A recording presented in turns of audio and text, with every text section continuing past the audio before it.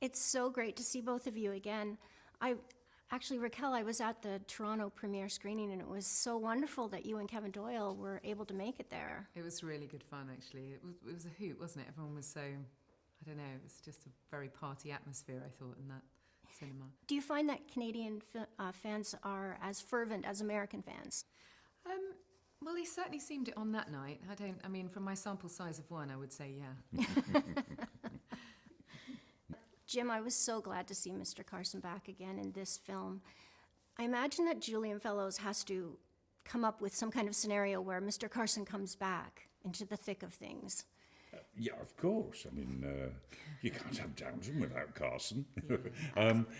No, I'm glad he did because Carson's been fairly central throughout the TV series in the first film, so it was good to engineer him back in, and even if he was disapproving of everything that was going on, so I was obviously pleased about that. Otherwise, there'd have to be lots of cutaways to Carson in his vegetable garden. It would have got a bit boring after a while, I think. Yeah. Now, for this movie, you were all coming out of lockdown. What was it like to see the rest of the cast again?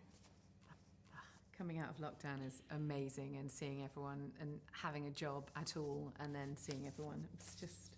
There were constraints, weren't there, when we were filming it? Because we filmed this a year ago, and so we had masks on. We'd never recognise the crew again, only their eyebrows, because they were in masks the whole time. Yeah.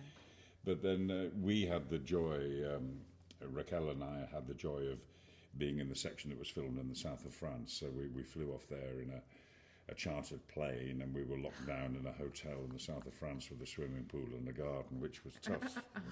I found that tough. Yeah. Because it was raining back in England, and I felt so guilty about.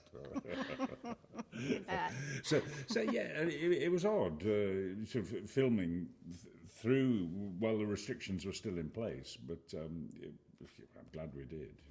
I think we had something like 90,000 COVID tests, and not a single case. So we took it very seriously, and we were asked to make sure that we didn't put people at risk by, I don't know, breaking restrictions outside. Yeah. But the joy of coming back together is always there, but the joy of actually being let out of your own house was, kind of doubled that, and then we got to go away. So really, it was couldn't have been better, really. Mr. Carson gets a lot to do in this film. Which scenes were the most fun to film? Was it the scenes in the south of France?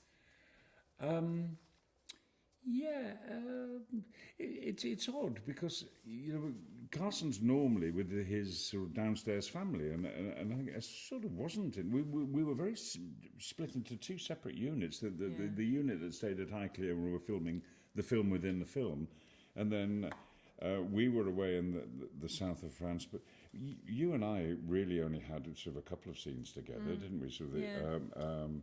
So it was slightly more dislocated than normal, but the south of France was good fun, and because of the location, great to work with Natalie Baye and Jonathan. So that was good. But I missed my gang. It was nice when I got back into this.